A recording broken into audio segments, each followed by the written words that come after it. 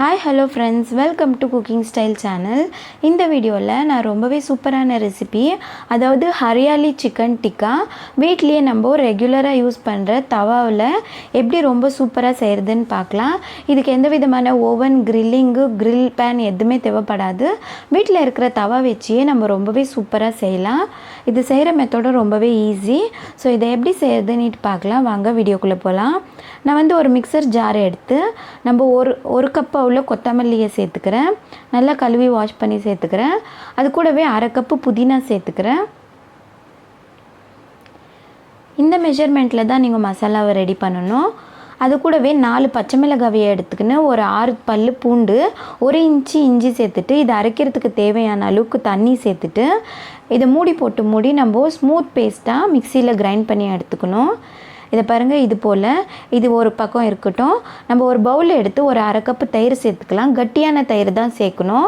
நம்ம 200 ml பேக்கில் தண்ணியை ரிமூவ் பண்ணிட்டா இது கட்டியான தயிர் கிடைக்கும்.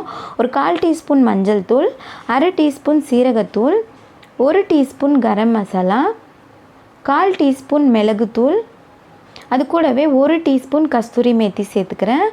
உங்கள்கிட்ட ரோஸ்டட் பவுடர் இருந்தால் நீங்கள் அதை கூட சேர்த்துக்கலாம். இப்போ அது கூடவே 1 டீஸ்பூன் உப்பு, ஒரு அரை எலுமிச்சை பழத்தை பிசிஞ்சு விட்டுக்கலாம்.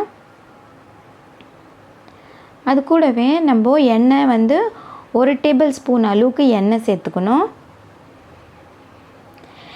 இப்போ இது கூட நம்ம ஏற்கனவே அரைச்சி வச்சுருக்கிற க்ரீன் மசாலா பேஸ்ட்டை சேர்த்து மிக்ஸ் பண்ணிக்கணும்.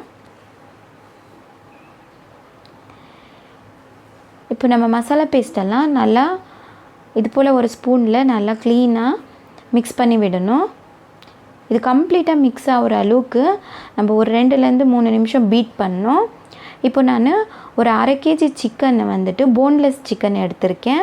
டிக்கா ஷேப்பில் இதை கட் பண்ணிக்கணும். அதாவது ஒரு 2 இன்ச்சு நீளம், 1 இன்ச்சு அகலத்துக்கு.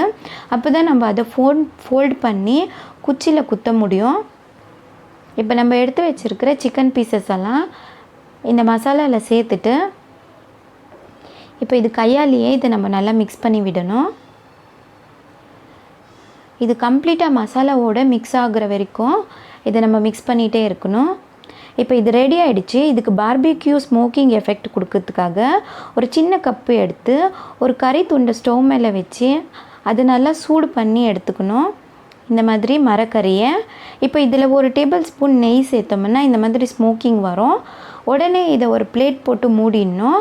இப்போ மினிமம் இதை 1 ஹவராவது நம்ம ஊற வைக்கணும். டைம் இருந்தால் நீங்கள் ஒரு 2 ஹவர் இல்லை ஓவர் நைட் கூட ஊற வச்சா ரொம்பவே நல்லாயிருக்கும். இப்போ நான் 2 ஹவர் ஊற வச்சுருக்கேன். இப்போ இந்த கறி துண்டை ரிமூவ் பண்ணிவிட்டு இது போல் ஒரு டிக்கா ஸ்டிக்கை எடுத்துக்கணும். இப்போ இதை ஒரு தடவை மிக்ஸ் பண்ணி விட்டுட்டு நம்ம எடுத்து வச்சுருக்கிற டிக்கா ஸ்டிக்கில் இது போல் சேர்த்துக்கணும். நான் ஒரு பீஸை ஃபோல்டு பண்ணி சேர்த்துக்கிறேன்.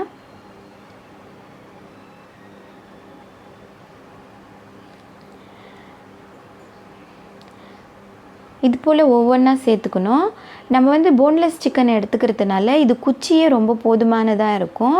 ஸோ இது தாராளமாக அது உள்ளே போகும். ஸோ நான் மீதம் இருக்கிற 2 ஸ்டிக்லேயும் இதை யூஸ் பண்ணிடுறேன். இது போல் உங்கள்கிட்ட ஸ்டிக் இல்லைன்னா நீங்கள் கம்பி யூஸ் பண்ணலாம். இது பாருங்கள், இது போல் நான் இதை நல்லா இதோடு சேர்த்துட்றேன். இப்போ நம்ம எடுத்து வச்சுருந்த ஒரு அரை கேஜி சிக்கனுக்கு 3 ஸ்டிக்கு அவ்வளோ வரும்.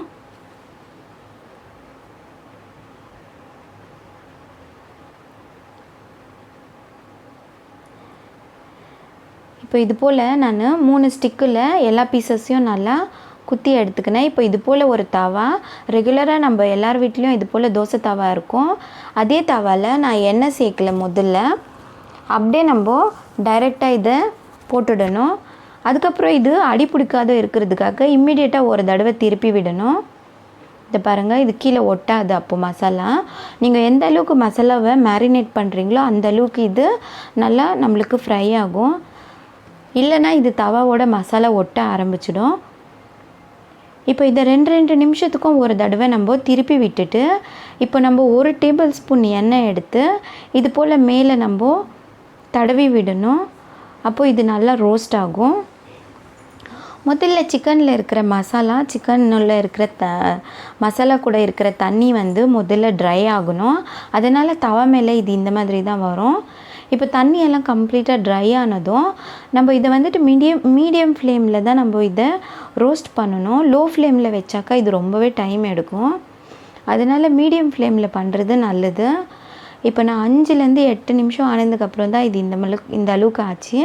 இது இன்னும் கம்ப்ளீட்டாக ப்ரௌன் கலரில் மாறணும். அந்த அளவுக்கு ரோஸ்ட் ஆகணும். அப்போ தான் நம்மளுக்கு சாப்பிட்றதுக்கும் கிறிஸ்பியாக நல்லாயிருக்கும். இப்போ ஏற்கனவே அதில் இருந்த தண்ணியை நான் செப்பரேட்டாக எடுத்து வச்சுருந்தேன். அதை இப்போ இதில் மேலே போடுறேன். இது பாருங்கள், இது எந்த அளவுக்கு ஜூஸியாக ரெடி ஆகிட்டுருக்கு. சேம் நம்ம கிரில் பேனில் யூஸ் பண்ணால் எப்படி இருக்குமோ அதே மாதிரி தான் இருக்கும். ஸோ கண்டிப்பாக நீங்களும் ட்ரை பண்ணி பாருங்கள். இதை வந்து நான் சர்விங்காக எடுத்துக்கிறேன். இதோடைய மெத்தட் வந்துட்டு ரொம்பவே ஈஸி. வீட்டில் இருக்கிற பொருட்களை வச்சே நம்ம செஞ்சுருக்குறோம். இது ரெஸ்டாரண்ட் ஸ்டைல்லே இதோடைய டேஸ்ட் இருக்கும். ஸோ இது செய்கிற மெத்தடும் ரொம்பவே ஈஸி. கண்டிப்பாக நீங்களும் வீட்டில் ட்ரை பண்ணி பாருங்கள். உங்களுக்கு இந்த ரெசிபி எப்படி வந்துச்சுன்னுட்டு என்னோட கமெண்ட்டில் ஷேர் பண்ணுங்கள். நீங்கள் இன்னும் என்னுடைய சேனலை சப்ஸ்கிரைப் பண்ணலைன்னா சப்ஸ்கிரைப் பண்ணிவிட்டு பக்கத்தில் இருக்கிற பெல் சிம்பலையும் ப்ரெஸ் பண்ணிவிடுங்க. ஸோ நான் போடுற ஒவ்வொரு வீடியோவோட நோட்டிஃபிகேஷனும் உங்களுக்கு இம்மிடியேட்டாக கிடைக்கும். இந்த வீடியோ உங்களுக்கு பிடிச்சிருந்தால் லைக் பண்ணுங்கள். உங்களுடைய ஃபேமிலி அண்ட் ஃப்ரெண்ட்ஸோட ஷேர் பண்ணுங்கள். தேங்க்யூ ஸோ மச் ஃபார் வாட்சிங்.